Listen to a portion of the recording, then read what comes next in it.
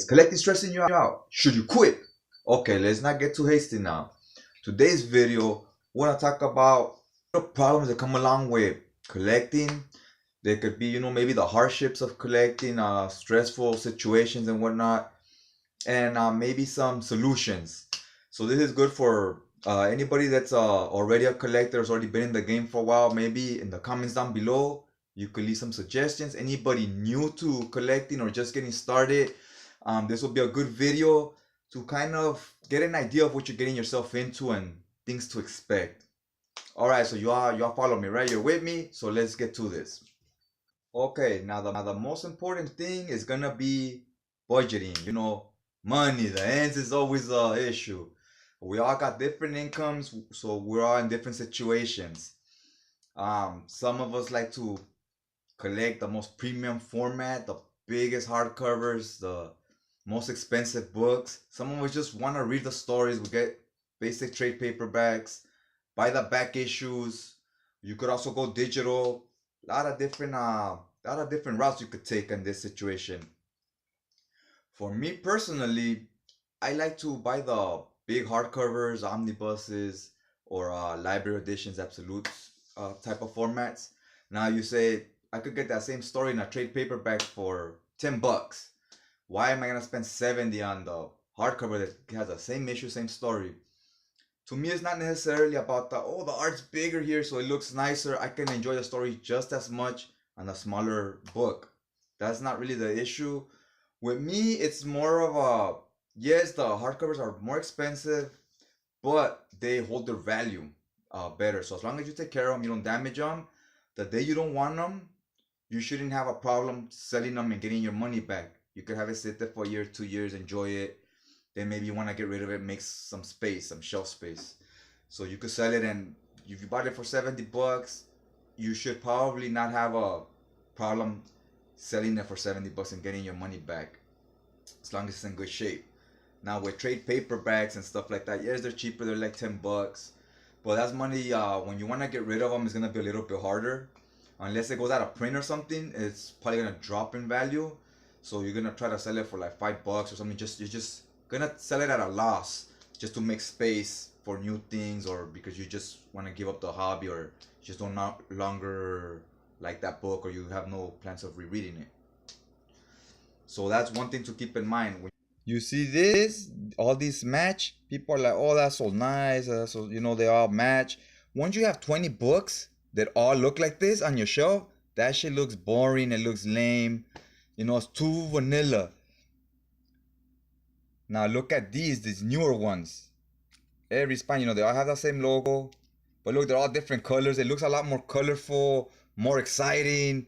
I'm just digging this a lot more than I am this. See what I'm saying? This is like we got some Napoleon ice cream, some Sherbert ice cream here. We just got some like regular plain old vanilla. So that's just my opinion, and that's a thing that I know people have a hard time with. They want every book to just look the same like that on the bookshelf. One thing also people don't like this. See, this is a white with the red letters. This is red with white letters. People go crazy over that. That's gonna be a problem. Or like this and this doesn't match. It just depends. Some of these things are gonna stress you out. It's just part of the game, and these are things to expect, that the companies are not always on the same page as you, because they gotta cater to a million different people. Some people like it this way, some people like it that way. Can't please all of the people all of the time. But me personally, I have no problem with these being switched around and so forth. One thing I kind of don't like, it's not a huge deal, but these have this logo, and then this has the long one. So that's kind of whack. I kind of wish they all had just this one so they can match with the hardcovers. I wish they all had it like that. I personally like it more, but again, we all have different. Like that one has it too. Again, we all have different tastes. We all like different stuff. But that's one of the problems. That's one of the things you're gonna run into when collecting as well, is spine matching spines and so forth. That's a big one. The only advice I have for you as far as that goes is, some people have dust jackets printed out that will match the previous volume and whatnot, and they'll just replace it with the one that it has on there. If you want to spend that extra money and that extra time because it's that big a deal for you, those options are out there. if you choose to go that route. And if it's not a big enough issue where you want to go through that hassle, then you just leave them the way they are. But that's gonna happen. You know, they're not always gonna match. They're gonna come up with some weird, funky ideas. These companies, that's just the way they roll. Now, as far as out of print books, sometimes you're buying volume one, volume two. Next thing you know, volume five is out of print.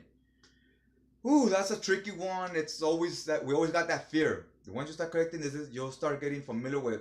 We always have that fear that, oh man, I have to buy this book before it's no longer available, and I gotta pay twice the price. You know, I gotta pay twice the amount, because this will happen more often than you think. Especially when you're collecting uh big titles like X-Men, Spider-Man, big series like that. They're the most familiar characters. Are the ones people tend to buy more, especially like if you're starting off, you're gonna buy something familiar. And if it's a big story arc or something, it's gonna sell out quick. By quick, I don't mean in a week. I mean, if it's Marvel, DC, it's gonna take a year or so before it sells out. 2 years maybe before it goes out of print. And some of this stuff, once it does, is they have no uh they have no plans of reprinting it. So that can be a hassle. As soon as you see the price creeping up and it's a book you want, I suggest you get it, and don't gamble, because it's only gonna keep going up higher. If you don't mind the format, there will always be, like, if it's the big books, they're the ones that mainly go out of print. So if you don't mind, if it's just the regular trade paperbacks, you can go ahead and just buy the trade paperbacks and still get the story, and it's all good, you know, unless you want it to all be the same format, same size books. And you know, a lot of collectors, the more hardcore they get, the more anal they get about everything has to be in a specific way. My personal opinion, it's you're kind of better off trying to kick those habits, because the world's gonna thank you if you do that. If not, it's gonna be hurting. That's all I could tell you about that. There's certain titles, as far as me, there's certain titles that I'm kind of like that with, where I'm like, nah, I need this, and I want it in this specific format, and I'm willing to shell out that extra cash, but it's not many of them. It's a book here and there. If it's a Marvel, DC, those are big publishing companies. They constantly print out books, and they constantly make like big print runs compared to other companies. So with them, I kind of just hold out. I'm like, maybe one day they'll reprint this, they'll reprint that, and half the time they do, half the time they haven't so far. But when it's like a dark horse, a smaller company, once they're gone, they're usually gone. They don't bring them back. So those I tend to, those are the ones I worry about and I try to get first, because they're not gonna come back most of the time. And also, especially if it's like a licensed product, like a Ninja Turtles or something, you wanna make sure you get them before they go out of print, because if they lose the license one day or something, they can't reprint it even if they wanted to, because they no longer own it. So those are a little bit more dangerous, that they're not coming back. Marvel, DC, they own their characters. There's always the chance they'll come back and print. So if it's those two, I would recommend. If it's like a $300-$400 book, I recommend hold off. Maybe it comes back in print, and you buy it for $70, $50 instead of dishing out 300. If it's a smaller company, you might want to get it, because it might not come back at all, and it might just go higher. That's my advice as far as that. Me personally, like Conan, Ninja Turtles, Scud, stuff like that, I might buy at a more expensive price than I'd like to, but I might still do it, because those are never coming back. With other titles, like I said, you could wait and maybe they come back, maybe they don't. It's a lot of it. Big thing about collecting is you gotta be patient. If you're in it for the long run, sometimes wait things out. Maybe in 2 years it comes back in print. It's not gonna come back overnight. Maybe 2-3 years down the road. So if you're planning to collect for the long term, you gotta be patient. Don't just immediately buy things when they're expensive. Like, maybe later I'll find it at a store somewhere. I'll find it online for a little bit cheaper. You know, wait things out. That's my number one recommendation for anybody that's barely starting to get into collecting. Anybody that's already in the game, they pretty much know all this already. But yeah, those are things that they can stress you out sometimes. You're like, fuck, I got these 10 volumes and I'm missing volume 3. Like, you know, like, and you're just looking at it, staring you dead in the eyes. These things happen. These are issues we all deal with, and they're also part of the fun. Because if these things didn't stress you out so much, they wouldn't feel so, they wouldn't feel so great when you finally find that book. Like, oh shit, I just found this motherfucker. And you're like, like, You just got a big weight lifted off your shoulders. You wouldn't feel that way if you didn't first go through the through the agony of like been looking for it for a while. That's what some of these things, they're bad and they're good because then they make the good feel more rewarding. It's just gonna happen. It's gonna happen, guys, unless you buy everything digital. Which is the next topic, shelf space. As you've been collecting for a while, you look at some of the collectors out there, you're gonna be like, oh man, like how do they buy all those books? I used to say that I had like 4 or 5 books. I'm like, man, they got a bunch of books. They must have a lot of money. They're rich. You gotta remember that these people have been collecting for 10, 20 years. So they've accumulated all these books over the course of their life. You know what I mean? I was like that, and I've been collecting for 3 years now. And now that I've been collecting for a while, I've been going on 4 years already, like 3.5, almost 4. So now that I've been in the game a while, I'm in that situation where I'm looking at my shelves and I'm like, damn, now I got a lot of books, and what do I do? Like, I'm running out of space. So you gotta start looking at your books. If you're constantly buying new stuff, you're like, I'm always reading new things. I don't even have time to go back and reread my old stuff. So which stuff am I never gonna read again, even though I liked or whatever? And you gotta not get emotionally attached to everything, because then you start hoarding, and next thing you know, you got no space. Like, you gotta look at which ones are your favorites. Maybe you keep some stuff, and you gotta be willing to let go of other stuff, because you need to make space. If you're gonna keep buying books, you wanna make space, sell some stuff, make space to buy new stuff. You know what I mean? So you're gonna keep reading, because if you plan to read for 20 years, you can't keep every single book you buy. You're gonna run out of space.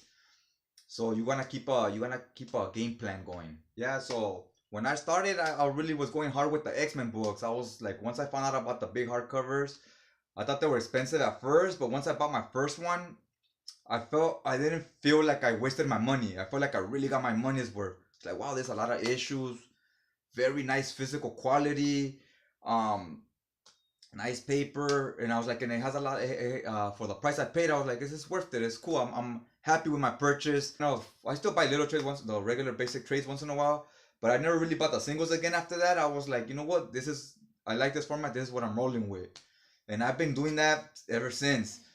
Now I started with the X-Men ones, like I was saying, and I was dangerous. This is a bad choice, but it's my favorite, my team of choice, my favorite title. What got me into comics and stuff. So I knew logically that's what I was gonna start with.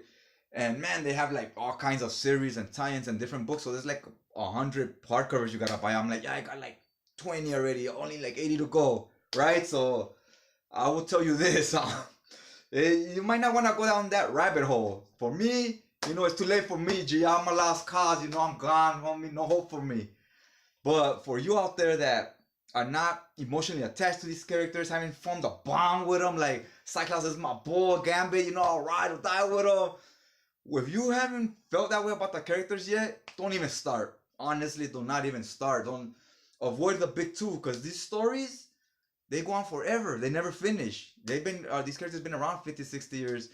So they've accumulated a lot of series over the years, and they're gonna keep accumulating more. So it's never gonna finish. It's just gonna keep going and going. So if you haven't started with these, avoid them. Start with something else, like other series. They have 6 books, a beginning, a middle, and end. 6 books is the whole series. 5 books, stuff like that.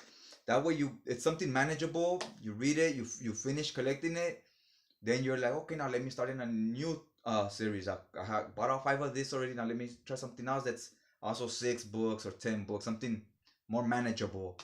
The only big series I really had was X-Men. I try to avoid any other big titles. I'm barely starting to get into manga. I'm trying to avoid any big long series that's like 80 volumes, 120 volumes. I'm trying to stick with stuff that's like around 20 volumes, 25 volumes, something manageable, because when you buy it in omnibus format, that would only be like 10 volumes, like. So I learned from my mistakes with the Western comics, and I'm not gonna do it with the manga as I start buying them. So yeah, these are things that, like I said, definitely stress you out. They're issues you're gonna deal with.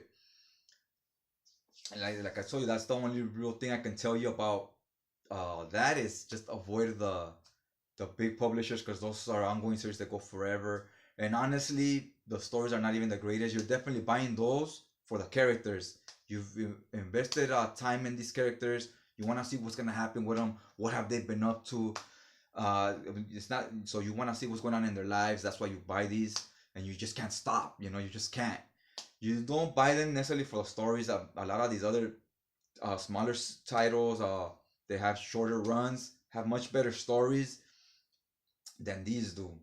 Like I said, these are for the characters. The other ones are mainly for the stories because they have an end and a middle and a beginning.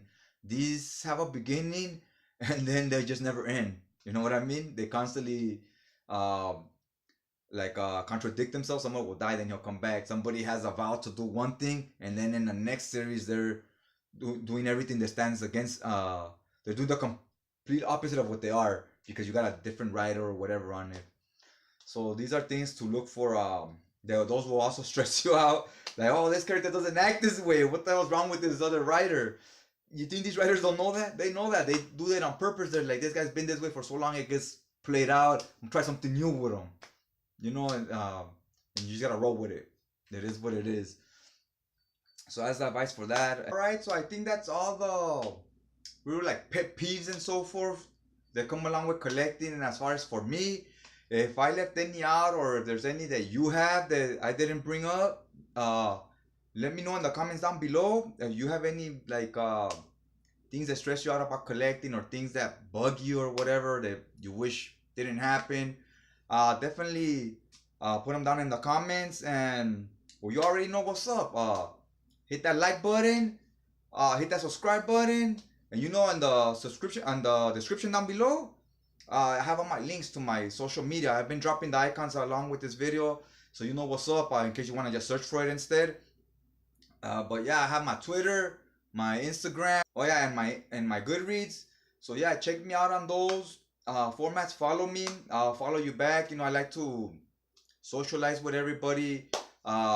Make friendships out here. You know, people get to meet like-minded people that are into the same hobbies. So yeah, that's all I got for today. Check you guys out next time.